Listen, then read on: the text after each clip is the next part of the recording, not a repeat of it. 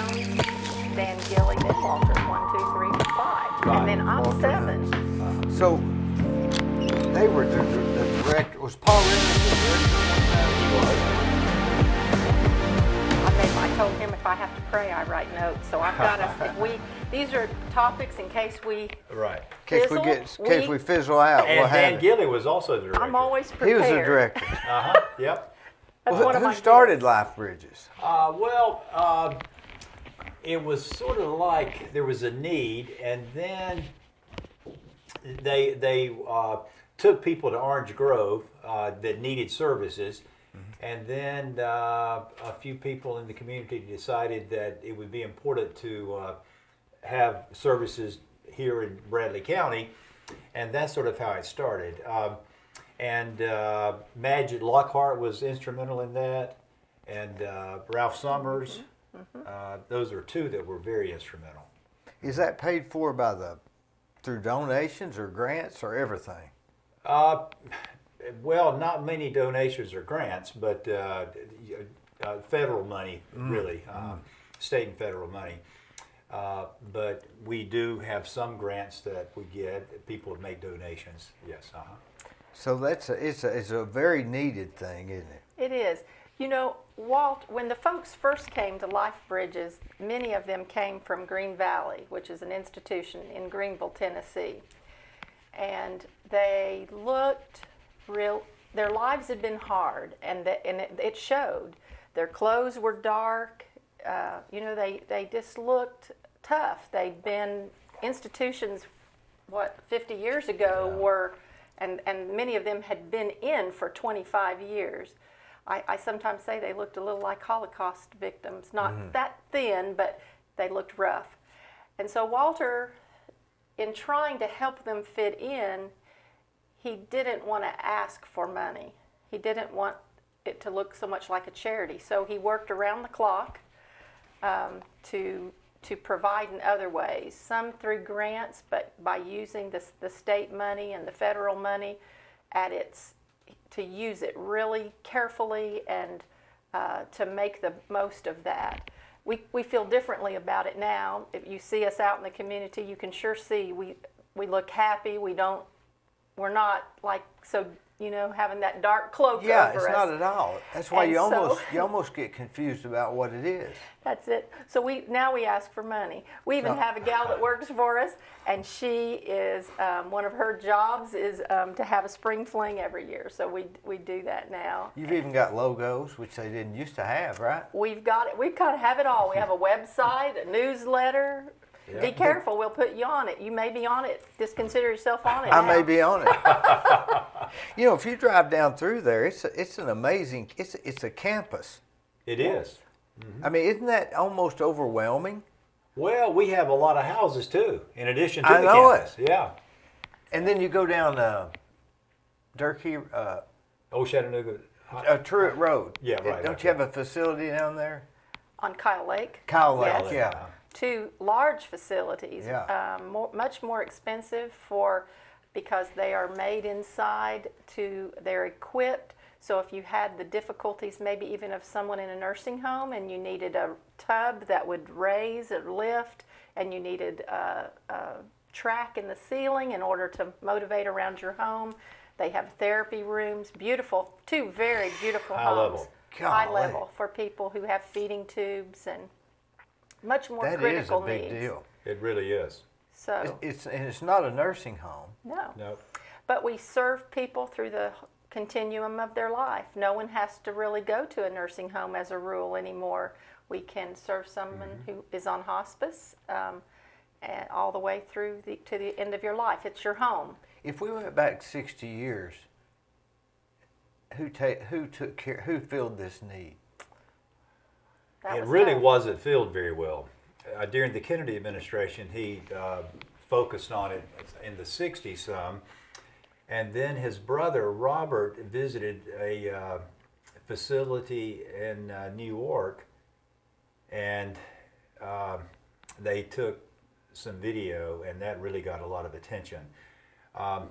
But even in Tennessee, there were times, and not a very distant past, where they would hose down the clients where they lived. When it would get dirty, they would just take a hose and wash it down. What era That's was within this? our lifetime. 60, in Yeah, the early, 50 years ago.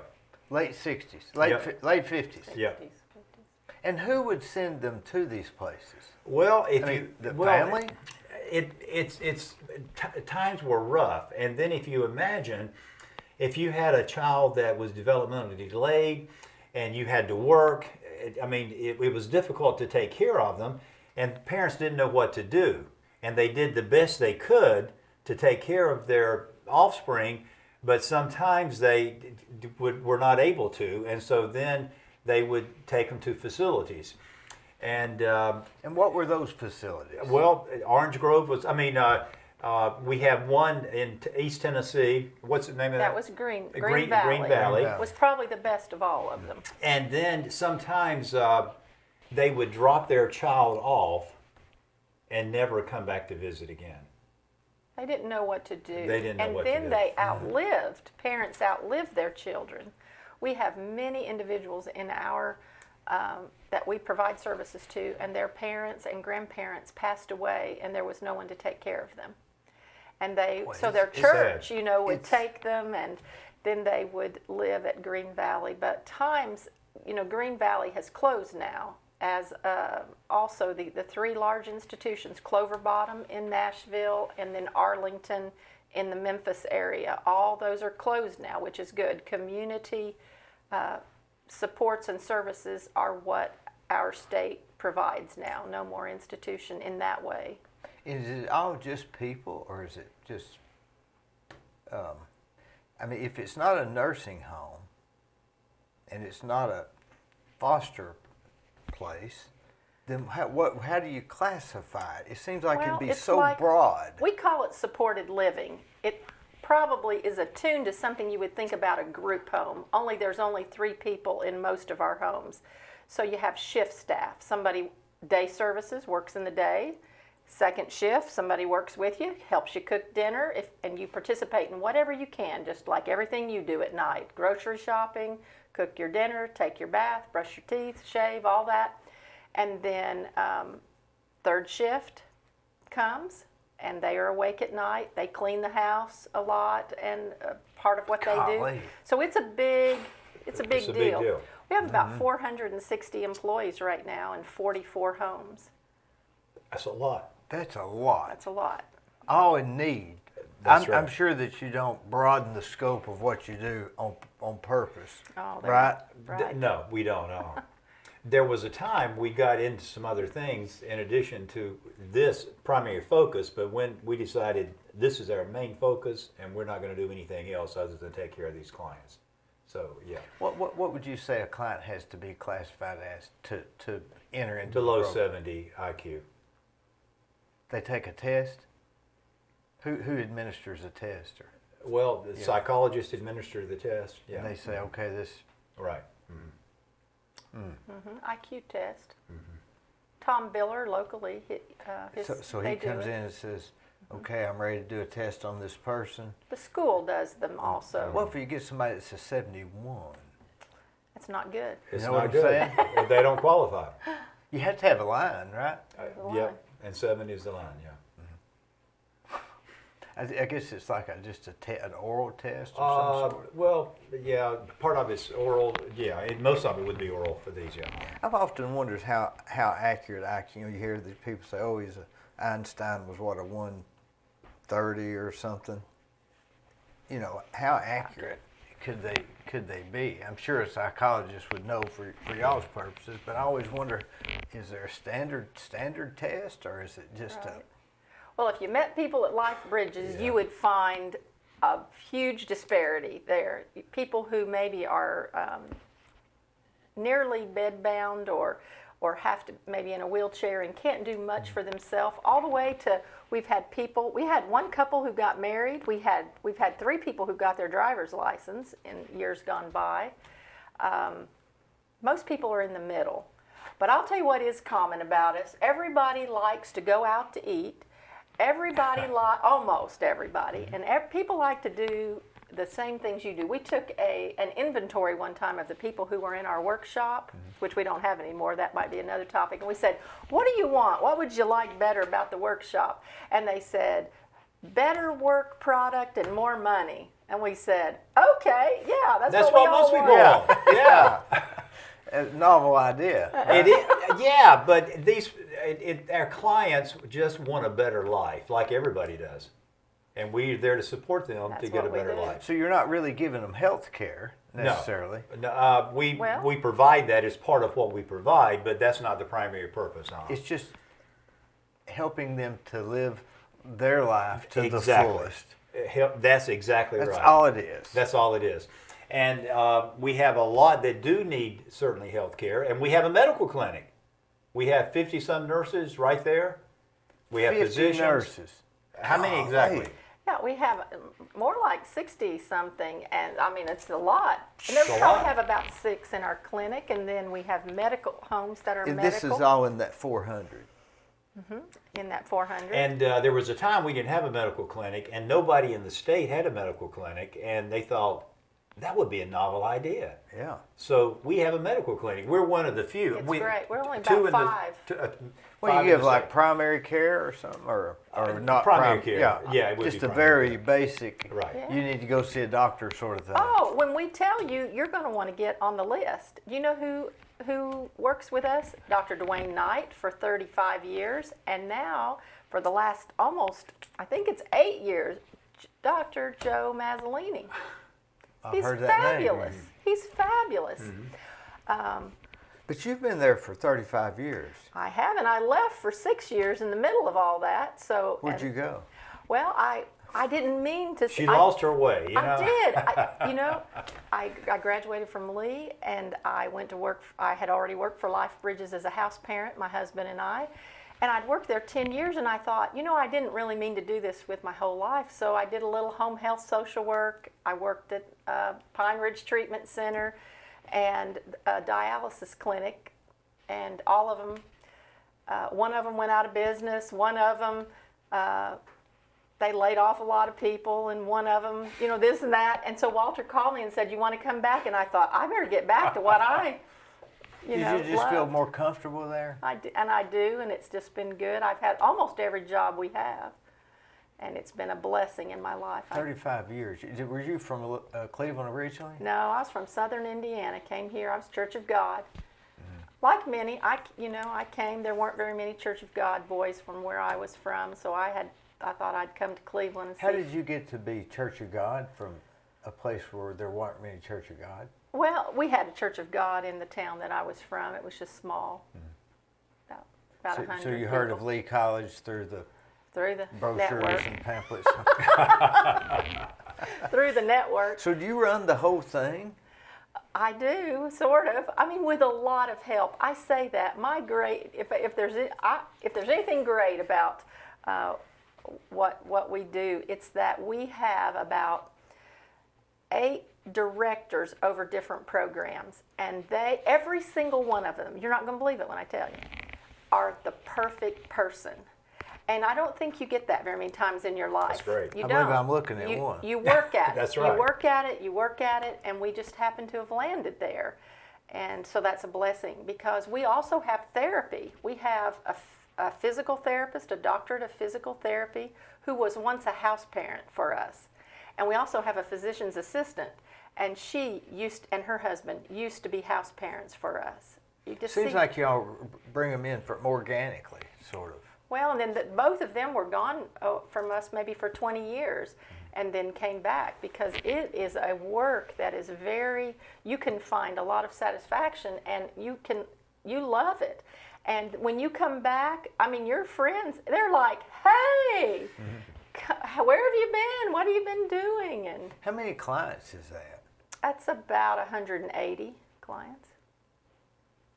That's a lot. You need about two people per client, I guess, or Well, it's 24-hour care. For Yeah. some of these Look at all those shifts and Yeah. weekend shifts. yeah, that's about 2 people at a minimum per client, or roughly, I guess, And we're a good 60 people short.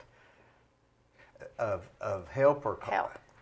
help. Help's hard to get right now. Help is very hard to get. What would be the difference between a nurse working for Life Bridges and a nurse working at the hospital?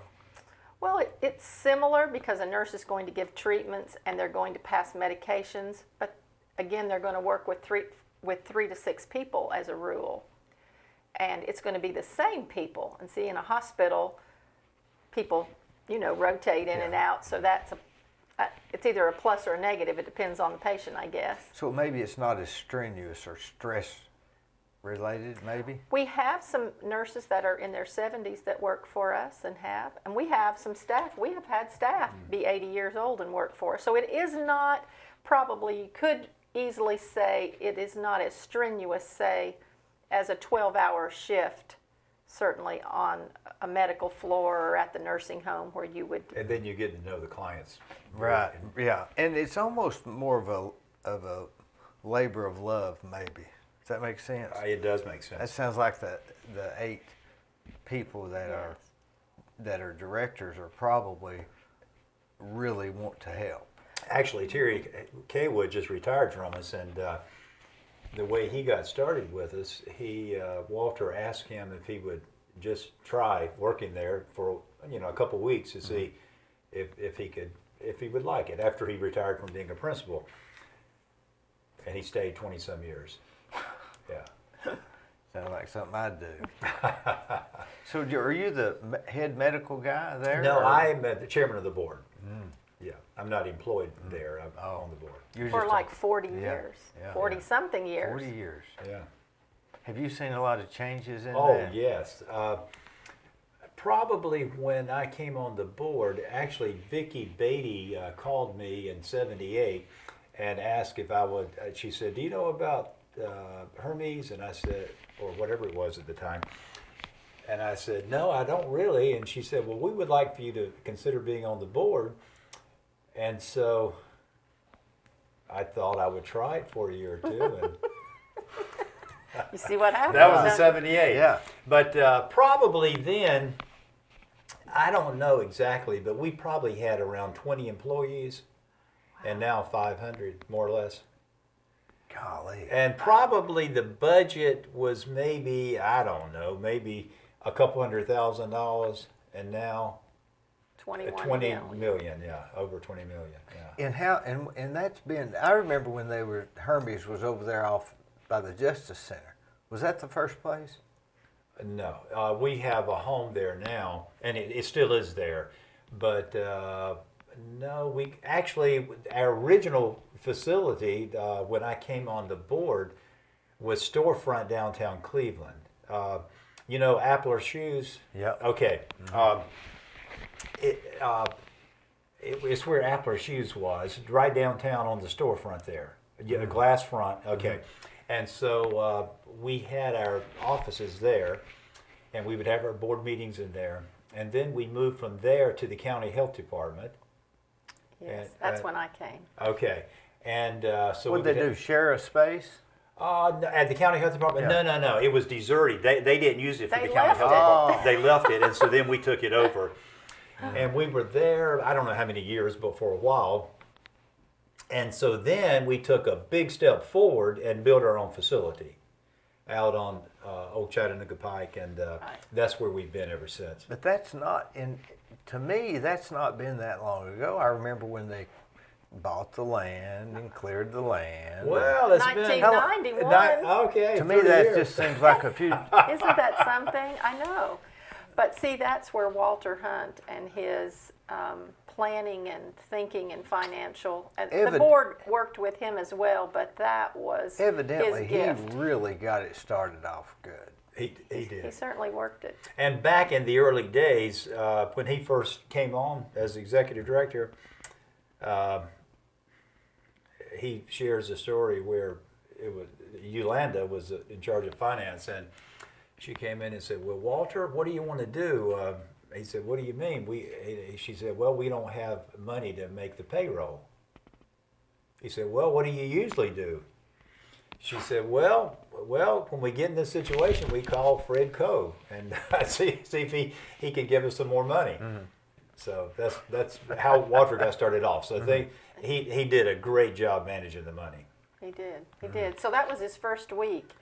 And Fred Coe was someone in the Department of Intellectual and Developmental Disabilities, we call now. But you know who he went to? He went to Bobby Taylor, who worked for SunTrust at that time. That's a long time ago. And A long time.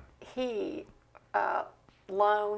fronted Walter the money. I don't know how that went. I wasn't there then. And but- then he asked when Walter could pay it back, and Yeah. said, "Well, when we get it, we'll pay you back." and so, So they were very kind to us. you know, just think, because if he hadn't done that, I know what it. would have happened? What you would have wonder? happened? That was what I was thinking. We'd be reverting back to the.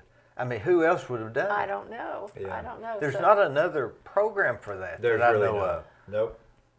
I mean, you think I don't know of any other program that's similar. Orange Grove and Chattanooga, but nothing else in Bradley County. What is that like, Orange Grove? Well, it's larger than us, but they do very similar kinds of work. They have homes like we do, and they have the same kind of programs. Do you think it's going to get to where these facilities are taking more and more people in, and there's going to be more people there than there are? I mean, it's a form of socialism in a sense, right? No, we're not going to get there, I don't think. I don't know where you were going with that, but Well, I'm just saying, if y'all weren't there taking care of these people that need help, then it would become a burden to the families that are not trained to deal with them. Many people still live at home with their families. But it's also seen as a way to, people want to, they see their brothers and sisters grow up and graduate and get married.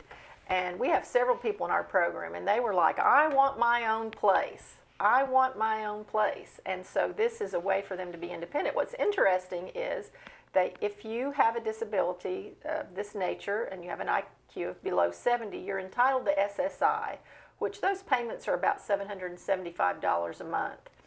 And for that, that's why people live in groups of 3, because they take their SSI, their monthly income, and they pool that together, and they rent a house, they pay their own food, electricity, telephone, all of that. What the state pays us is for the care, the staff, the staffing.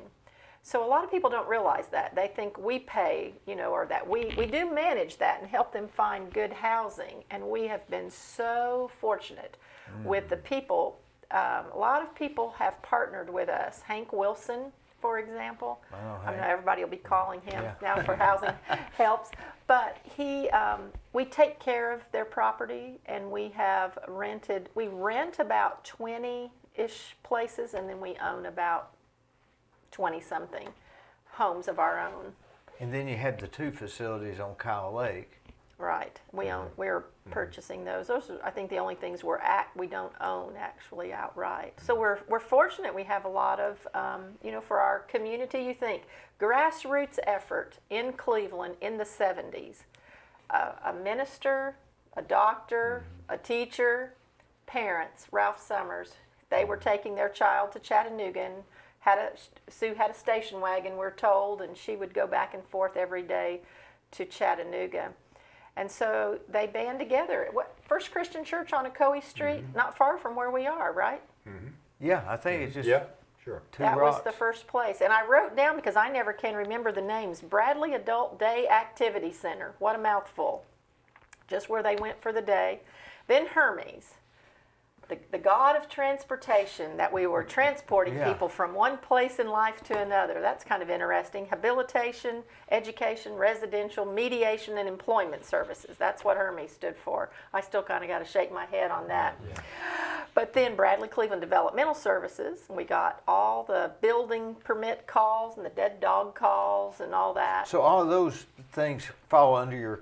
It's the same. We're the The same same place. thing. That's the change of names over the years. And So then- go over those again. Those are interesting. So Bradley Adult Activity. What year? That was in 1973. Okay. And then it didn't last probably so long, couple years, and then we became Hermes. That's when I came. In 1981, we were Hermes. And then you came in, Yeah, 78. And it was Hermes It then? started being Hermes in 78. because Walter came in like 79 to 80. Then Bradley Cleveland Developmental Services, Bradley Cleveland Services, And then life bridges. We don't get bridges calls, though, like people who want to build bridges. But we are building bridges in people's life because we're connecting And that's people. very descriptive of what we do. We provide bridges so that they can live better lives and have their dreams come true. It's true. Now Bradley Cleveland Services. I always get that confused with Cleveland Bradley. With Bradley Cleveland Community Services. I'm glad y'all changed the name because Yes. they were so similar. Mm-hmm. Because they're the folks who do the emergency shelter, commodities, Senior Center. yes, senior center, Meals on Wheels. weatherization, and Meals on Wheels. Yes, And very rent good. assistance. They're awesome. They are. They're awesome. If you're going to get mixed up with somebody, it'd be great. But we totally do different. Yeah, they different almost fill the other gaps. Does that make sense? It does. Sure, yeah. sure. Now, here's an interesting point where you're going to remember this. Dan Gilly was our director before Walter. Was he the sheriff then? Or He what? was the executive director. He And he and became Walter sheriff later. switched Oh. places, I think, or I've heard, or Yeah. I don't know exactly how that was. That is a big. But you're the director now. I am. So Dan Gilly was in charge of all this at one time? Before Walter, that would have been in like 79 He or was. 80. He would have been a good one. Oh yeah, and then back when Dan Gilly was the CEO, Quentin Lane was on the board, and Elvis Brandon was on the board. Yes. We had a Dr. Sam Horner. That's I right. wrote a few Sam down. Horner. Yep. John Cate, such a good John friend to Cate, so yep. many. John Cate. Dr. Stanley Pettit, Drew Robinson, and Larry Wright, fantastic board Yeah. members. How in the world could anybody, I mean, a board member I can see, but you being the director, I don't know how you can oversee all that. That has got to be so stressful. Well, it's those 8 directors I was telling you about who do their part and run their part of the pie. See, they really What are manage the their parts pie. of the pie? Well, so you would have day services, and that's Sarah Jones. You would have residential services, Jamie Sanders and Lionel Scotton. The business office and business management, payroll, Ginger Davis is our CFO. ICF, Teresa Tootin. Therapy, Ronnie Rawls, Dr. Ronnie Rawls. Aurelia Konarski over our medical clinic. Maintenance, we have a maintenance department. Awesome director. over 100 vehicles. Over Yeah. him. Does that fall Larry- under maintenance? Larry Malure, Doug Ledford. Boy, if I've missed somebody Each else. of those are huge areas too. Oh, it would be. If you divide 400 people up. Oh yeah. Oh, human resources, Tammy McSpadden. Purchasing, Tammy. Kelly She's been Wilkie. there as long as you have. She's been there a good while, 20-something years. Her mother worked there when I first came. Tammy, we laugh and say about Tammy, she lived in a group home. See, that many years ago in the 80s, a family moved in to, we only had 4 homes, I think, then. And so you moved in, your husband and wife, and so Tammy and her 2 sisters, they lived at 1100 Ocoee Street. The last house on the left on Ocoee Street before you turn right to go to our place. Right before the viaduct there, where you would go, what turns there? I can't- Wholesale supply. Yeah. That big Yeah. square yellow house. Pretty old. Tammy, Always very old. Yeah. Tammy Oh, yeah. lived there. They lived upstairs. Before she got married?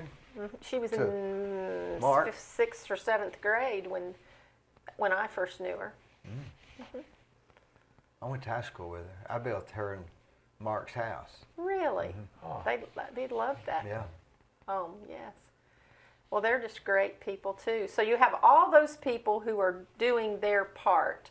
Then we have IT. I almost forgot them. Oh, yeah, Tim I Pope. can't forget. I mean, boy, these Yeah. days, that's huge. You think it's not important to you. Something Oh, goes it's very out. important. We have our own database, and it keeps everything that we do shareable with those who need it, related to people's medical program planning, contacts. So we're Yeah, able to medical do. would have to. You'd have to have their medical records. And we have our clients working out in the community as well. I guess, do you know about that? I don't. Okay, so then we support their employment because our clients have a right to work like other people.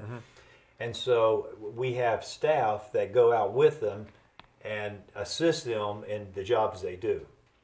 Give me an example of that. Well, you go Right. to Jenkins Deli. We can't really say names, but there's a gentleman there who washes dishes, and I believe he's part of the greeting committee that comes around and talks to everybody. A tall fella who has been I know who he's been there for a long time. Long time. Yeah. But we have folks that work at McDonald's, Burger King. We have worked at the hospital cleaning in the past. I wish I'd written some of those down. Many different places. We work at T-Dot in Chattanooga cleaning. A lot of cleaning. We've got a group at Lubing Systems with Tim Childers. What about Eddie Dyer? He's one of our, you happen to know him. He's not I a know client, him. so we can say Yeah, he is yeah. an employee. Yeah. I've got this feeling that you have a social services heart. Well, yeah, I eat lunch with Eddie every Sunday after church. What about that? And or Edvis, they call him. You know, he impersonated Elvis for years. Oh, Yes. really? Yeah, he's on YouTube. You can see him. I think he has come, and before he came to work for us, he used to come to some of the folks' parties, and he would, be the entertainment. Yeah, it was great. And now he works for us. He's a direct support professional. He's been to college for that. He's got a degree in social something. Probably sociology. He's more educated than I am. I can tell you have a heart for people, though, and some other things that you've said. Yeah. You probably ought to be more entwined with us than you are. This may be a start for that. I'm so far out of time. Now, Dr. Brown, what is it you do during the regular I'm course a of the marriage day? and family therapist, and have been for my career. Yeah. So you help just like a marriage counselor. Yeah, I try to help people have better relationships, better marriages. Boy, that's tough. It's tough, yeah. Golly. That's a whole thing in itself. It really is. It really is. And then my son and daughter both followed after that, and my daughter is a marriage and family therapist. Her PhD is in child and family studies, and then my son's a social worker. His PhD is in social work. So, so they both do the same thing. What do you think made your whole family be in that field? Well, they grew up around it.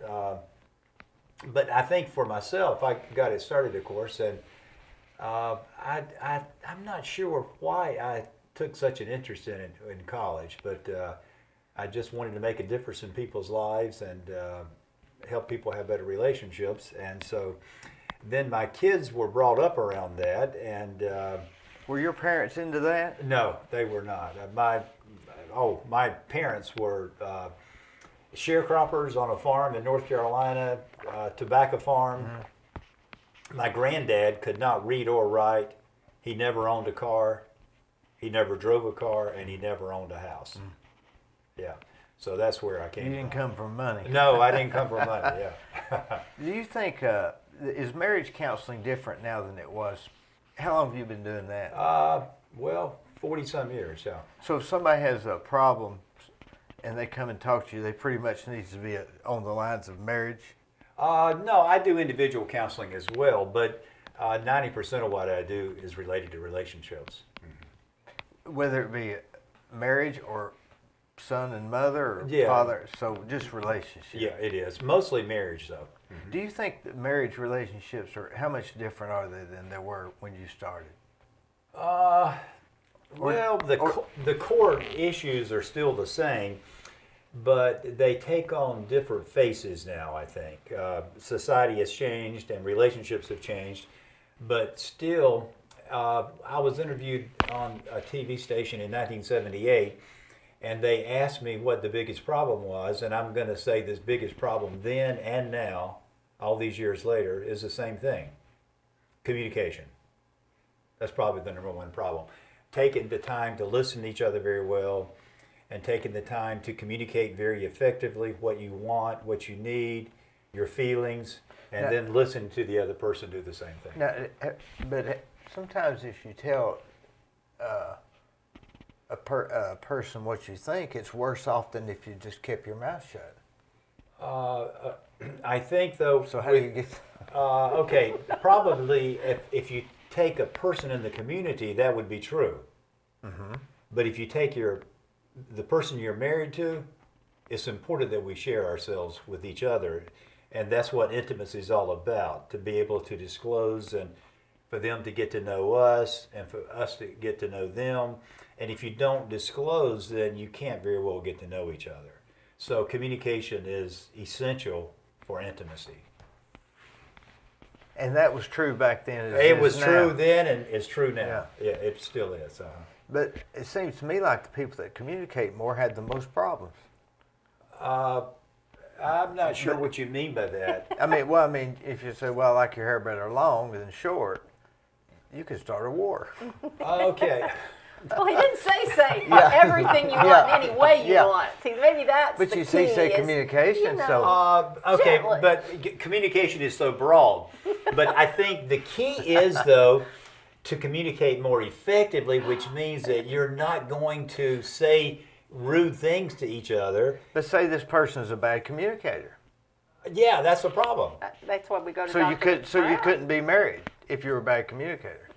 I help them to be better communicators. Yeah.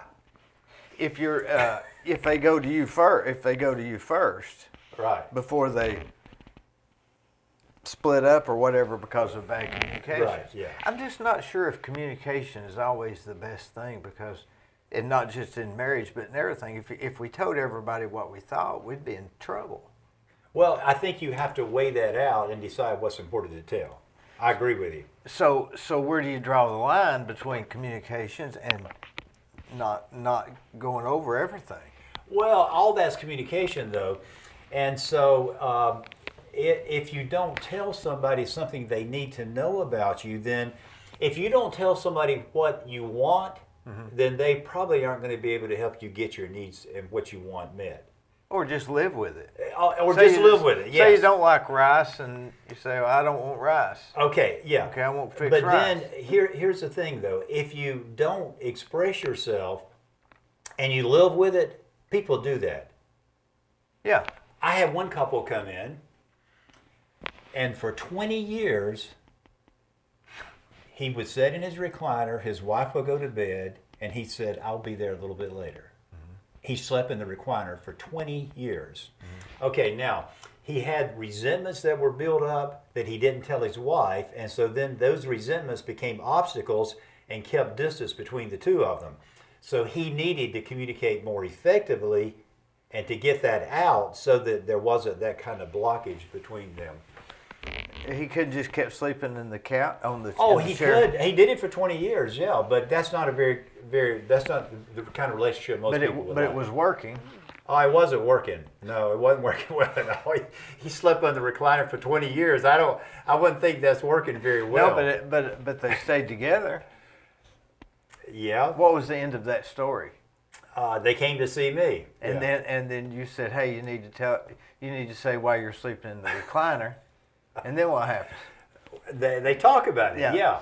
And after 20 years, Then they got a divorce. I don't recall if they did or not, but after 20 years, it's a difficult pattern to break, you know. But do you think psychology on all levels is the same? Since 1978, you're talking about, or is it pretty much the same? Even though people's changed to where the psychology is different. I don't really know what you're asking. I think that essentially people are still the same, but our society has changed a lot, and what is considered normal is very different today than it was in the 50s. It's very different. But I think the core values are still the same. I think we need to respect each other. I think we need to treat each other right. I think we need to be considerate of each other. I think we need to be forgiving. I think we need to be loving. And that hasn't changed. So what has changed? What has changed? The values? Did you say? Yeah, values have changed, I think. Social norms have changed. But well, the social norms have changed, obviously, but the things that have stayed the same are general respect. That's what we still need, and that's what causes us to get along so well, is respect for each other and being actually practicing the Christian values. Yeah, That's what I'm trying to say. But then the other things, so that has not changed in your opinion. Nope, that's still what it takes to have a good society. And if it hadn't changed since then, it's probably not going to change in the next 40 years. I think that's what the world needs more of. Yeah. But the things that have changed are the people's interpretation of stuff. Probably. Now, if you move to a foreign country that had different values, do you think those core things that you're talking about would still be the same? Is it a human nature thing? I think they're universal. I think that all over the world, it doesn't matter what language you speak, I think we all need to practice love, respect, being responsible for self, being considerate of each other, and forgiving. But if you go to some societies, they have arranged marriages, and some here we don't, and some places they don't get married. Or not just in marriage, but any of these other values, those can differ. Oh, those can differ. Those can differ, and we can change that within time. But this basic psychology that people need, I think the core values that I mentioned, I don't think are they human change. nature. Yeah, I think. Well, I think they're. I don't know about human nature, but that's what we all need. Yeah. What do you think the human nature is more? Do you think human nature is to not be that way? Does that make sense? I don't know. Because we've been fighting forever. Yeah, I think though, if if we talk about our basic core feelings and sometimes anger that can be built up, then that can control us. So if you're talking about emotions controlling us and negative feelings controlling us, that could get out of hand. And I think that is out of hand a lot to in our culture today. So the human nature is not to be kind and considerate. Maybe not. Maybe not. I mean, you wonder about that. Yeah, which you do which wonder. is the human nature, to be mean or considerate? What do you think? I think human nature is to be selfish. Yeah. I'm afraid that. I believe that we you're are. right. I believe think- it's a selfish thing. And that's why I think the Lord helps some people. I agree. You know, I think the Lord will help all those people who go to Him.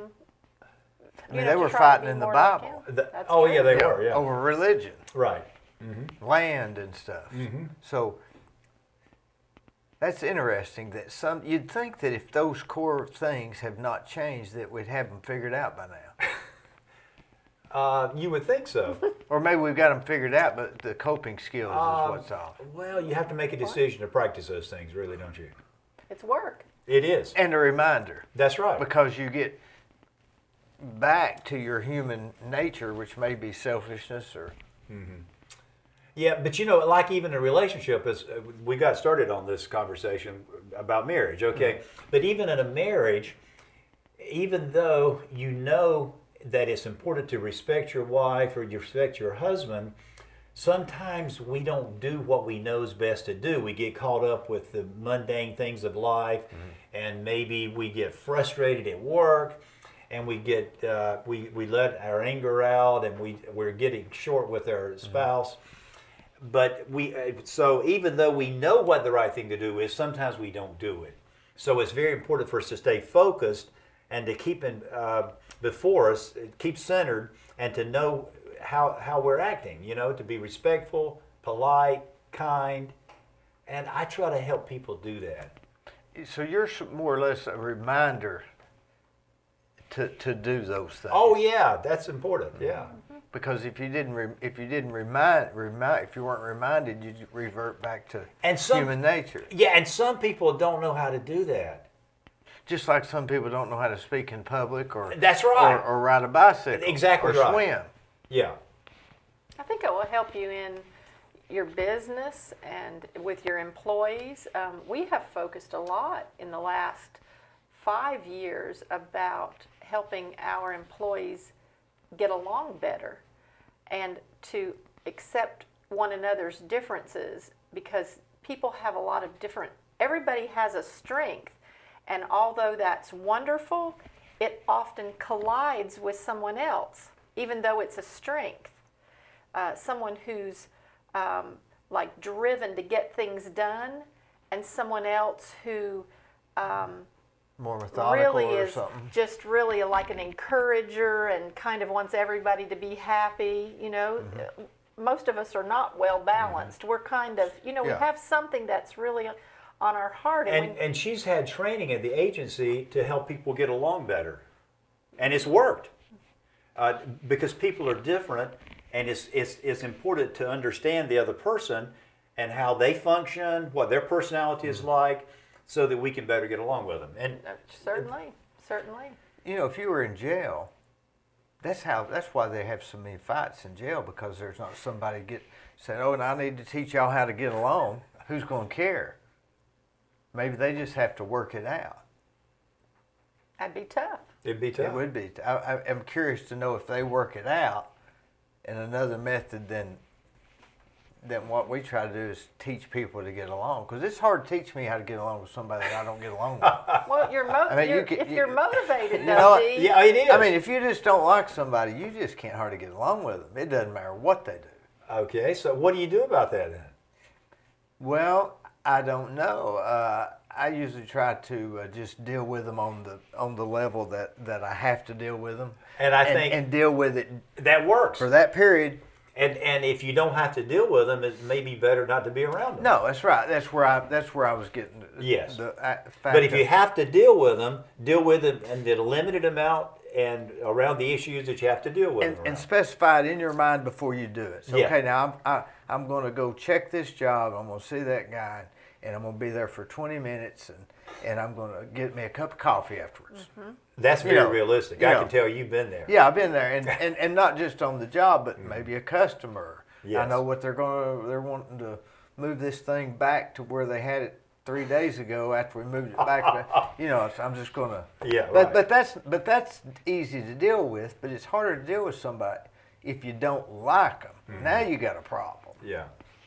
And so I don't know if you can have any coping skills with that except just try to limit it. Yeah. That's a different issue right there. That's a whole nother issue. It is. Because you don't have to deal with that person. With your wife, I guess you would. Well, yeah. You know, But it's- hopefully you liked her at some point, Yeah. Hopefully yeah.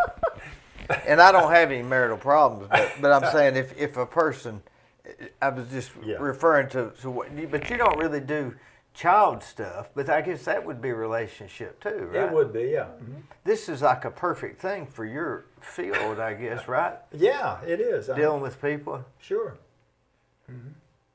So, are you? Where is your practice at? On 20th Street. Seems like I knew where that was. 20th Street. I can't place it. Dr. Free built the house, and I bought his house Oh, yeah. 30-some years ago. What part of North Carolina was your family from? I was from Sampson County, 60 miles south of Raleigh, 60 miles Well, that's east a of long way Wilmington. from Cleveland. It is, yeah, 500 miles. How'd you land here? Well, I was Church of God of Prophecy, and I came here thinking this would be a good place and to do marriage counseling, yeah. Well, that was a shot in the dark. It was a shot in the dark, yes. How old were you then? Oh, when I came here? Yeah. I came here when I was in my 20s, actually, yeah. You've been here A long time, yeah. yeah. It's a great place to live, It is. isn't it? It really is. A lot of people come here. Yeah. I mean, where else could you do all of this work and build? I'd say that building this is also a tribute to the people in Bradley County. Oh, definitely. Helping. It is. Oh, definitely. We didn't mention Brenda Hughes was on our board, and I think both maybe Hal and Star Dixon So both. they both were on the When board. you start thinking back, you just think of all the people who have been connected with us. And Damaris Betancourt is one of the Rocks of Life bridges, and is actually our operations director, not she over case management and oversees all of our accreditations and surveys. Really important, and I failed to mention her, but that's very interesting what you said, because like the field lines go out to, like we're connected to so many places. Yeah. Think about Special Olympics. So Civitan, our club in Bradley County, that their main mission for the Civitan Club is to sponsor Special Olympics and keep the park at Stewart Elementary School, the Inclusion Park. They have, I'm actually a member of that club, and over the last 5 years, a handful of people have raised $250,000 that has upgraded the park, and just about to build the second pavilion. They have the money. We have the money to do that. So, just some awesome people in Cleveland that we're connected with. First Baptist Church. Wow, First Baptist Church. Dave Luzatter has a Sunday school class. He has an interesting story. He had a brother who had a disability, and his dad worked hard and was gone most of the time. His mom stayed home and took care of his brother, who had physical disabilities as well as a mental disability. So wheelchair and lifting him. And he said, my mom never got to go on vacation, ever, that I remember. There was no one to leave my brother with. They took care of him at home until he passed away. And then he said my mom was quite elderly. And he said, as I traveled, you need to have him on your program. He's so interesting. What's his name? Dave Luzatter. He he developed something in milking machines for cattle. Anyway, and so he traveled all around the world, I guess around the United States in that business. But wherever he went to the Baptist church, and he would start a ministry or Sunday school class for people with intellectual disabilities. So he just loved them, and they love him. Folks, one of the things they like the best is someone who wants to be their friend and that they can connect with. So he began to have a camp every year wherever he was. And he said, I want their parents to be able to take a vacation and feel like that their child is getting a vacation. That bothered him, It bothered him. And so to this day, now First Baptist has bought the, what I'm told is the old Boy Scout camp. And we go every summer. They shuttle us there in boats, and we'll have about 25 people stay all night. So it's kind of a little bit rough terrain there, and but we'll have a big music program, talent show, boating, fishing, swimming, singing, eating. You have taken this from something that you see on TV, where they had a handicapped child that needed help, or somebody needed help, and they you hear these stories that they kept them in a barn and all these horrible See, we've taken something that used to look sad, and now and you've got a logo. If you're connected with you're not hiding it. You've actually got a logo. It's not something. It's not something to be ashamed of or hidden. It's just I'm left-handed, you're right-handed. One of our clients, True. One of our clients was born and left on the steps in Knoxville and deserted there. At what age? At a baby. At a baby. I could handle a baby easier than I could somebody 5. There you go. You think, but then you get to know them, and a lot of times, I think that, the Lord has a plan and a purpose, so the Bible says, for all of us. And I think that the people that we provide services to certainly are not exempt from that, and that they have a lot to give and to share, even if it's in taking care of them. But there's a guy who's well known, and because of confidentiality, I couldn't call his name, but I'll just think that you might know him. But he used to walk around town a lot. He's a Clevelander. And he's still alive and doing good. And I have people on Facebook, we'll have people reach out. But I used to go to Cracker Barrel and I'd see him, he'd have his ticket and he'd sit like this, he'd get dropped off over there, and somebody from Cleveland would come by and take that ticket. It was his birthday. And it was always his birthday. One time I said to him, don't do that. I said, you've got more money in your billfold than most of the people here at Cracker Barrel. And he said, oh, no, something. That's what I do, I want to do.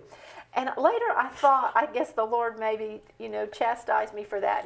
And it was like, it's more about those people than it is him. Oh, sure. It's good for them. Sure. They need to reach out. He is saying, hey, wouldn't you like to treat me to lunch? Or give me a ride? That's just what he was taught to do, I guess. Well, and what's the difference between him holding that up and me, getting some other help from somewhere else on something? He's just helping people connect to their benevolent side, and or giving him a ride because he did walk, and people walk. But he was a Clevelander. His family from here. He's from a great family. I knew his dad real well. Great family. Real well. His dad really helped me one time years ago. Sweet. And I always remember that. Well, and I thought he didn't have to do it. And I always thought, well, I used to give that guy a ride, stop and get in the car. But I'm glad that he's with you all. But isn't that great that just all works out? You think, too, Medical Center Pharmacy, Joe Moore is a big friend, good friend to us. We and always looking for ways to help us. We recently had a job fair that he sponsored and helped us with at his property. He has nice, road frontage to Coe Street. And so in these times that we're in right now, it's difficult to find people to work for. Everybody's got a help wanted. $12-ish an hour. Can somebody call y'all and get help through your jobs program? Oh, yes. Certainly. Do you have, how many people do you have that are wanting to go to work? Well, we probably have about, you mean like people who are in our program? Oh, yeah. Oh, yeah. certainly. You mean openings for employment? He means clients to work. Clients that would, say somebody's got a restaurant and they've got a sign I that see. says We Okay. probably help have wanted. 10 people who would like to go to work. Now, and if they can't do the job on their own, they have a job coach that can go with them until they can get the hang of it. So What better than to hire somebody that's got a coach? I'm telling you, that's right. It's a great. I mean, think about It that. is, yeah. And then often they Two can for learn one. to Yeah. do it, to do the job on their own. Now, often. who is this coach? Who would this coach be? We hire those people, someone who hasn't, people have a knack in helping people with disabilities to learn a job. There's a knack to it. It's a gift, I guess. Some people have a knack for helping people do a job. To teach them and to help them to figure out. Now, how did you know that? Well, you just learn that by watching. We have a couple of people, and I've heard them say, this person isn't very good with maybe, wouldn't be great in organizing and writing a big assessment about somebody, but they can look at a job and work with an individual, and they can figure out a way to help that person to be able to do the job. For example, if you have to, say you have to put, 10 nuts, bolts, and screws, they'll make a jig so that you can put those on there and then put those in an envelope, or make it easy so it's because you have to make production usually when you're doing something like that. Or they help them figure out ways maybe to wear some type of an apron where you have different things, like a place, if you don't have good use of one of your hands, where you can put almost like a construction person's apron, so you can put trash bags in one. Now, could this coach do it better themselves, or are they just better at showing somebody how they? Well, that's a good point. You know what I'm saying? But they just gifted in teaching people and being able to look at a factory or a restaurant and say, I have someone who can do that job. That is a gift, isn't it, to know that? Very good. That's a very, very interesting, isn't it? You don't always know it till you get out and try You wouldn't know it. You wouldn't know if you was even good at it yourself. But you'd almost be paying that the coach to watch the employee. Right, but most of Yeah. the folks do end up working on their own without that person. Yeah, it Because wouldn't we be, but just a train- few times or whatever. Right. And a lot of people with disabilities are better at doing routine stuff than somebody else would. Somebody else would actually Very good. overthink the situation. Yes, our folks love to roll silverware. And when I say our folks, not everybody likes that, but there are several people who have done that for different restaurants. Jenkins has been, Kay Jenkins was in Civitan and was very supportive and helped with Special Olympics for many years. And so she has, employed people and found niches that they were good at. Isn't and it something working that for her. we're a society that we need somebody to roll our silverware? There you go. That's a job. Think about that. That's a good job. Is what that is. You'd think we just. I mean, we're the ones that's gotten soft, haven't we? Yeah. Hey, nobody's rolled my silverware. Well, it just helps I'm them when mad. they're. Well, it just helps them when they're distributing it, probably, so they're not. Yeah. I guess that Dropping keeps it. you from having a napkin on the table. Well, it's Keeps it organization, together. really. So what? Now, if I was to drive by there right now, what's going on that campus? Is it dead because it's Sunday, or is there things going on? Well, just yesterday we had an Eagle Scout, Hunter Ellis, who was on our property with his team, and he was finishing up in the Memorial Garden, and they have replaced the swing there, which had kind of deteriorated, put two beautiful 4x4 planters out. And What's it memorializing? well, a few individuals that have passed away.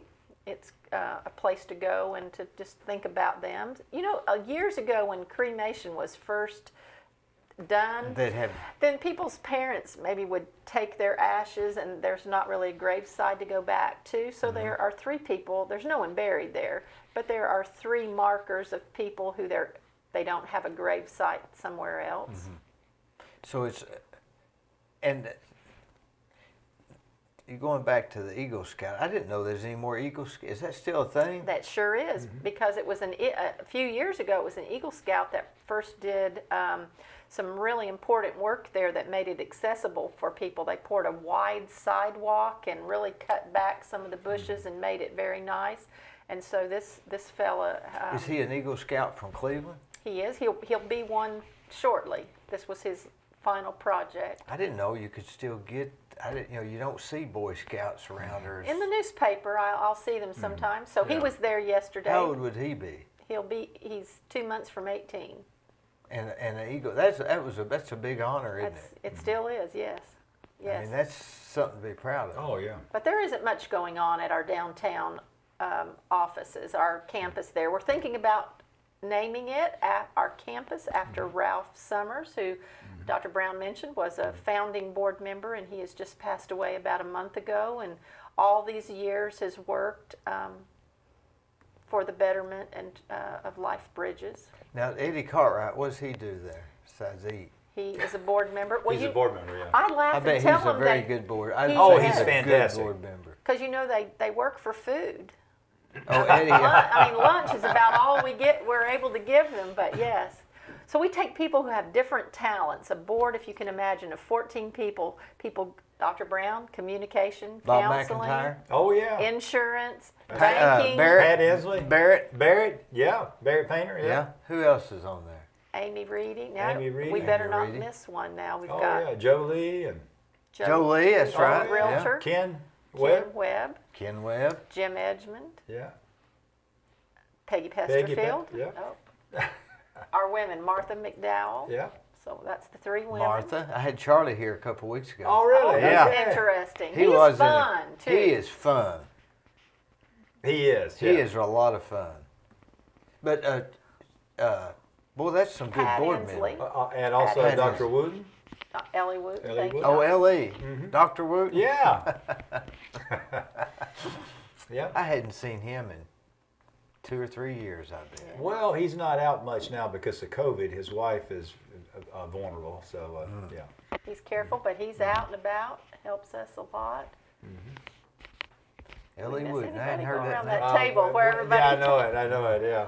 Yeah, it sounds like you got some really good Oh, board we do. members. David Fair, David, yeah. Yeah. and we should have written those down. I know should have it. written those down. Well, they might. Maybe they don't come. Maybe they're not as.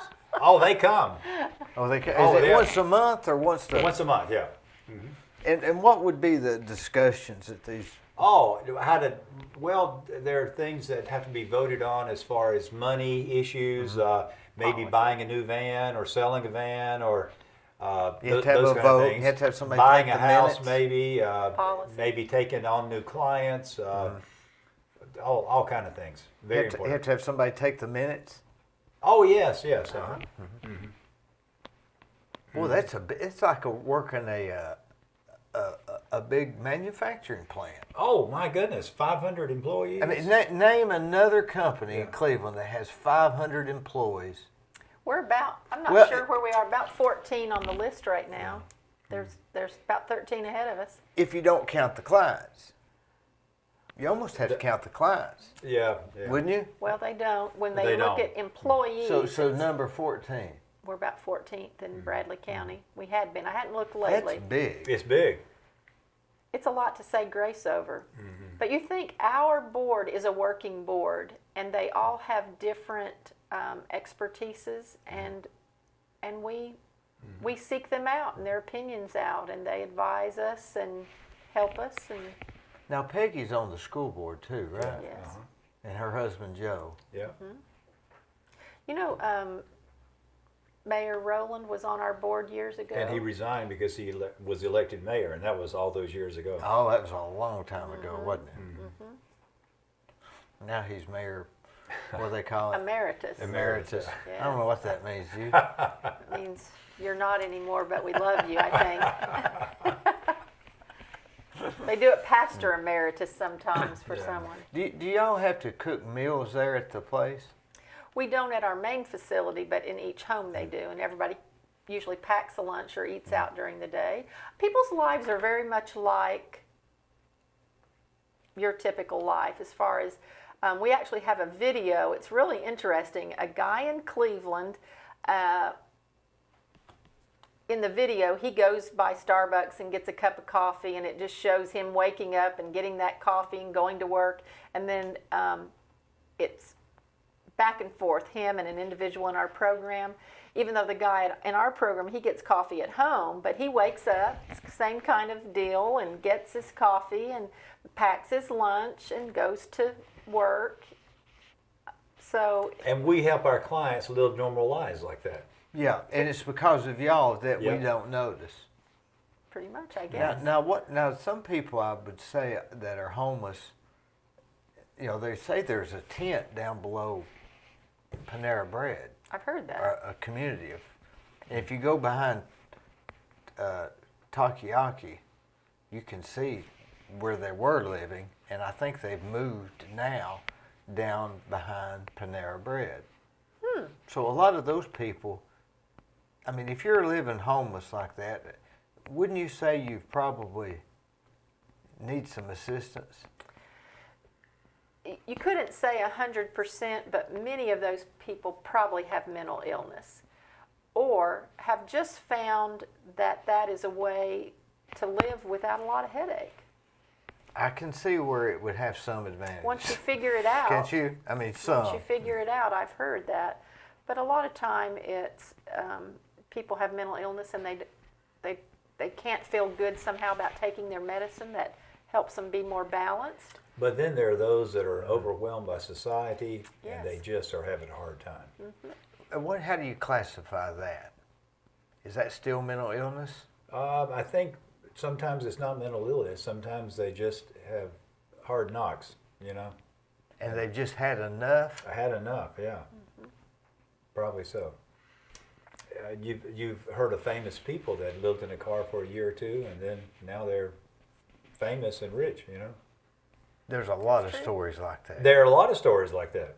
And a lot of stories on American Idol where they show they That's pulled right. up in their car. And, you know, some people just do have a series of bad luck. That's right. And it's not anything they do. That's right. It's nothing that their family did. it's just I get so disgusted with people that think that they made success on their own. No. Maybe they did, but just because they did doesn't mean that guy did. That's right. That's true. He could have had. I've often said we're about 3 problems away from being there ourselves. Oh, if you had them in a row, Well, if you express them out, Yes. you're have okay. It's important to respect those people also. They deserve respect. They deserve respect. That has nothing to do with It doesn't, yeah.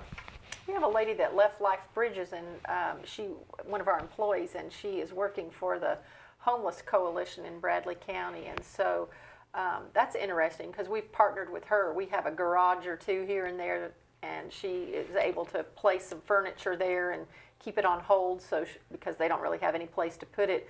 But she would tell you that sometimes you have individuals who, if you lose your job and your car breaks down and you have children and you don't have a babysitter and you can't pay a babysitter, you're not going to be able to leave them. Getting a job is hard if you have no transportation.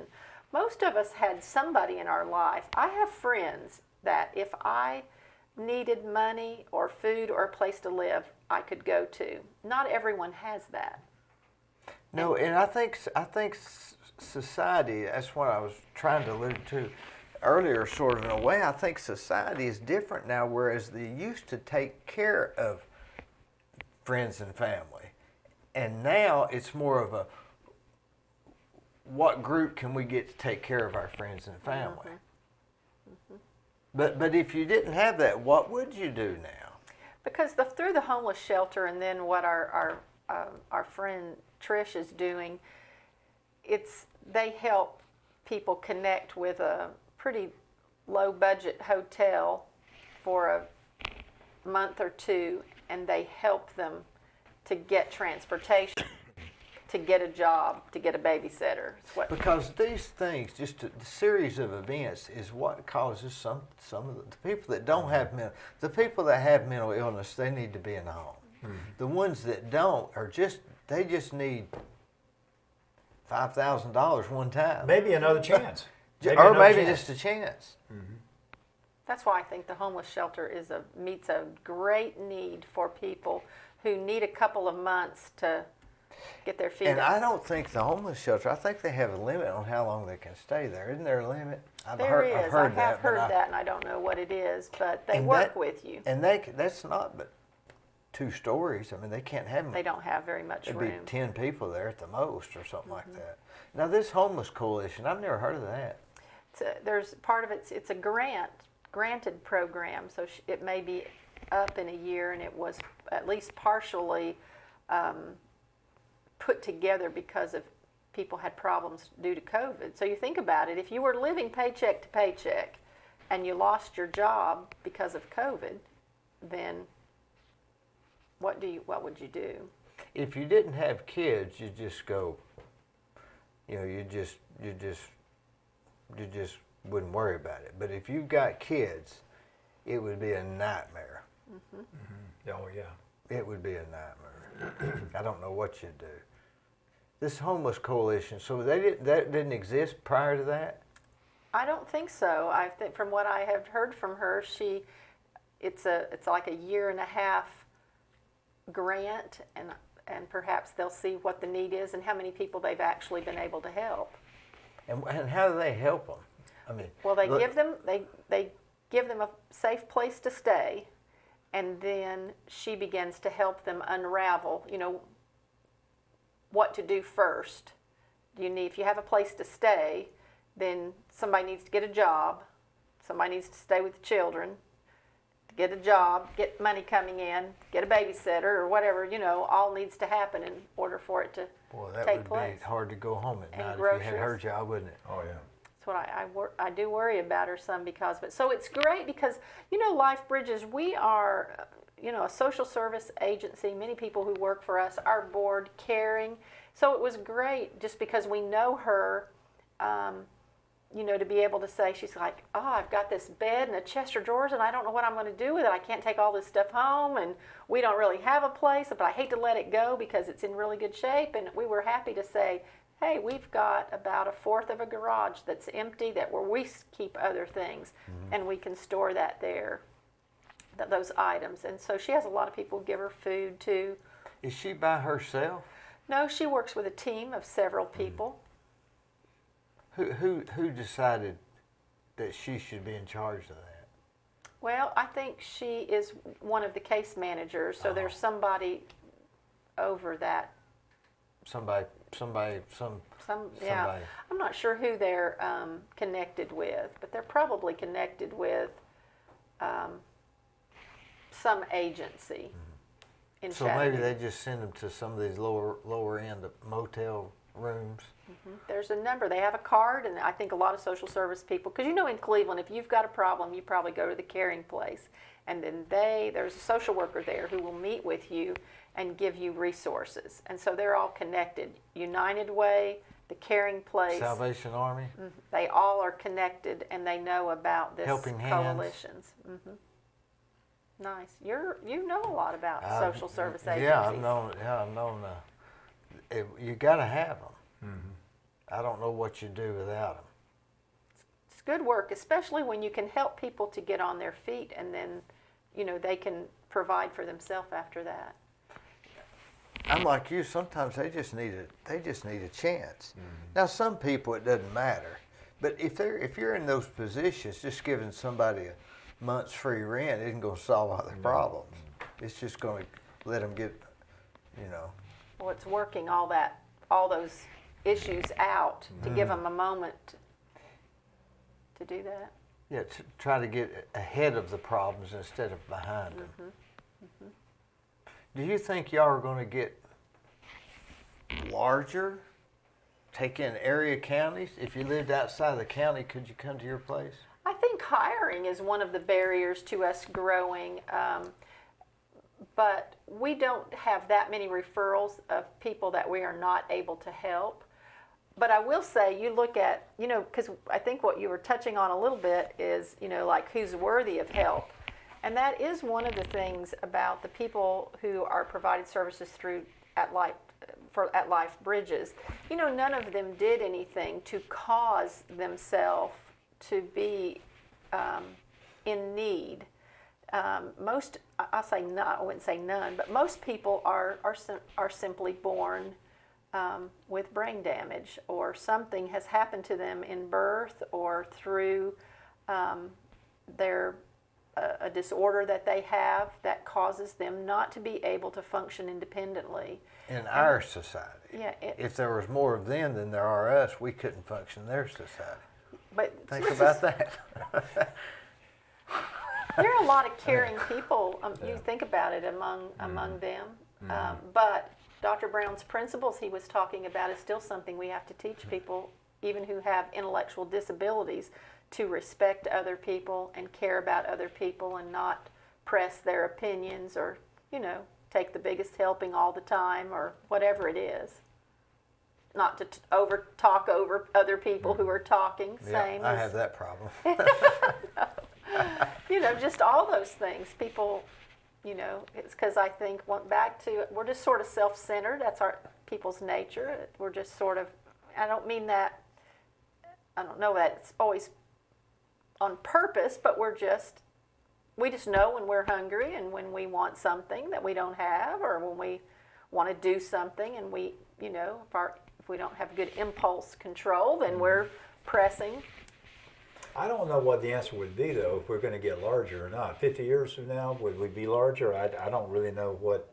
Depends how much Bradley County grows. I mean, I guess as much as we're growing, and Yeah, and is it related to the size of our county? And what do you do about the people that live in another county that don't have this service? What do they do? Most counties do have it. So, like McMinn has it. Ray County has a program like ours. I do think services are changing. Is it all under the same umbrella from the federal government? It's the Department of Intellectual and Developmental Disabilities. That's a state department, and then they do get federal funds. So the funding. Does other states have that same all over the state. Every state. Is there a state that doesn't have it? Not to my knowledge, no. Is there a county that doesn't have? I don't. Most of them are close to another county that would. Like you think about McMinn's is called Tri-County. So that's Okay. probably Meigs, McMinn. Because it probably goes on a certain. So these things are each state's thing regulated by the I guess the government says if you want this money, then and that's where you get into all that stuff. Right. Now, what about Sethra? How does it fit into this? Southeast whole Tennessee Human Resource Agency. So, what do you think about what you know about Sethra? That's one of the things Sethra does is public transportation. Because y'all have none of that, right? Or do you? We don't use their transportation. We have about 100-something vehicles that we. Why not use Sethra? Is that that's not under this same department you're talking about? It wouldn't meet our needs, really. It'd just be we keep them pretty busy. You know, In everybody other words, going in other someplace. words, you can't. A lot of your clients, you can't have them just getting on a bus. And Oh no, Right. no. you need somebody to take them. They would need care. Or But Sethra's still a supervision. good thing, Oh, right? definitely. Definitely. Oh, yes. We have a few people who use Sethra. We have a few people. But it wouldn't be for the mentally challenged, right? It could. It's just that we would be going. You have drivers. It's the staff. Oh, yeah. We don't have Staff. drivers per se because people are always asking they want to come to work to be a driver. Yeah, it's it'd the be an staff. easy job, wouldn't it? Because if you live with a group of 3 and you have one staff, and one person has to go to the doctor, we all have to go. So that doesn't work as well for Sethra because Right, Sethra. yeah. So they've taken one guy to the doctor they're and on they the end route, up with too. 4 people. So. Yeah. Yeah. Or to wherever it might be. Boy, it's a very complicated what you do. When you wake up in the morning, you go, oh my God. Not usually. I mean, I think it helps. There are times when there are, COVID was one of those and has Yeah. been one of those very difficult situations. When did you think, boy, we got to think about this? Well, we pretty well weren't going out in the community sometime in March, and it probably was a year before people went a lot. I was telling the gentleman that was here earlier, we had a mom in our community who's older, and she told me that she'd just seen her son and that she hadn't seen him in a year, and they both live right here in Cleveland. Now, I had told her she could have seen him during that time, but she said, I was just too afraid. I was afraid that, that I might have contracted something I live in a big apartment complex, and I just didn't want to take a chance to. A lot of people were being extremely careful. Certainly. It will seem like, that was one of the dilemmas. That's what's tough about life is dilemmas.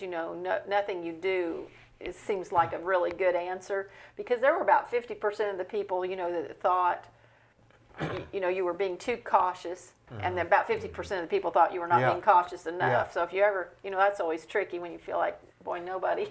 Nobody had an answer. No. You almost can't blame anybody for the decisions they made this past year on that end just because they tried were really just hard. doing their Still best going on too. a little bit yeah. like that, yeah. Yeah. Certainly. Nobody knows the answer. So what do you? How are you going to be at this position for a while? I hope so. Maybe we could get that on the air, Dr. Brown. I'm hoping I'm hoping to work at least 8 more years. I'll be 70 then, and I. Is that right? I'd So like you're to do 60. that, too, almost 62. I'm proud of it. Does it worry you getting older? Oh, I mean, does it bother you when you're past 60? I'm one of those people who just stays really busy, so I don't think about it. What do you do besides this? Well, I just have a lot of things going on. I teach Sunday school. I have a daughter who just graduated from Lee University. I've been married 41 years. I have a home. We have a home. We have plans. Where do you go to church at? North Cleveland Church of God. That's right here. Right, close to us. I just have a lot of friends. I'm busy. I'm about, life, and I try not to think about things that worry Do me. you think it's better to stay busy or not so busy? For me, it is. It's a coping mechanism. I'm not sure. I'm sure Dr. Brown would tell me I'm too busy and that keeps me from doing things perhaps I should do. What do you think? My family. I think balance is important. What's the balance? I think. Do you think it changes with age? Probably it's any with person also, but I think we need to have fun. We need relaxation. We need to be productive and work. We need rest. We need exercise. But you almost can't do it if you're not all in, can you? Well, That's my I problem. agree with Dr. Brown 100%. Oh, I but agree I'm with like him one of too. his clients. I know it. I agree with him in principle, but I don't know about I don't do it. who can when you're all in. I better be careful. He's going to be making me an appointment. But I guess some of us will just, Or is that just the way we're geared? Just like some of these people, some of your clients, they're geared that way. We're geared this way. He's geared That's that true. way. I will Maybe it's say- all okay. I get high off of it. I don't feel depressed or, Is it the adrenaline? It fuels me. I'm still not saying it's good because What? even the Lord rested on the seventh day, and What? I'm working on that. What fuels you? Being busy and having things to do and things Frantically to think about. busy, or just? I guess just always having something to do. I'm not frantically. I mean, stay up to 2 a.m. finishing something busy, or just stay to the office till Occasionally. 5:30 busy. Because there's a difference, right? I think so. Yeah. Well, at Life Bridges, I told you about all these 8 or 9 people. Mm-hmm. Like many of them would be the type, and this was what Walter instilled in us. See, this was another problem in my youth. I was only like 20-something years old. Was work to work if that work was very important. Like he would say, God, work, and then your family. I hope Walter doesn't watch that. Did he even ever? I think he used to eat at Cope's restaurant a lot. Yes. Do you remember that? And those days? And the hamburger steak place, not Willie's. Reimers? It was on Spring Place Road. The green fly? We call it the green fly. Yes, over in there. Yeah, But Walter said if you loved your family, you'd work and take care of them. Well, that's a good point. So when is it about you? But Right? When is it about ourselves? And not about the family? Because should we just keep working? Because we never know which grandson might need a lung. I'm with you on I mean, that. are I'm we- really do with we you not- on that, Dee. I don't know. I already told you I'm hoping to work till I'm 70, and I've got people who think where that's does horrible. our obligation stop to our family? And I don't know. I'd rather die. you know what I'm saying? working. If we can work, shouldn't we work? Why wouldn't you? I mean, who deserves to take off all day? I mean, don't know. did society create this idea of 65 and retired, or was that when did that come about? Well, I think it's probably. I think he realized important it's going to to be be another productive. hour. Yeah, I think it's important to be productive. Actually, all of our lives. Oh. Productive is one thing. Everybody agrees with that. Yeah. But I'm talking about working for the dollar. Oh, I see. There's a difference. Because one, you got to satisfy other people Right. in exchange for this money, and the other, you're just, I'm taking the grandkids swimming and I'm busy. Right. That's really not. Yeah. That's Right. just having Right. fun in the Busy. disguised Fun way. work, too. Yeah. So So when did our society say, okay, at 65, if you're not retired, you should be retired? I mean, that's a fictitious age, right? All because of Social Security? well, I think though that when to retire is much more complicated than 65.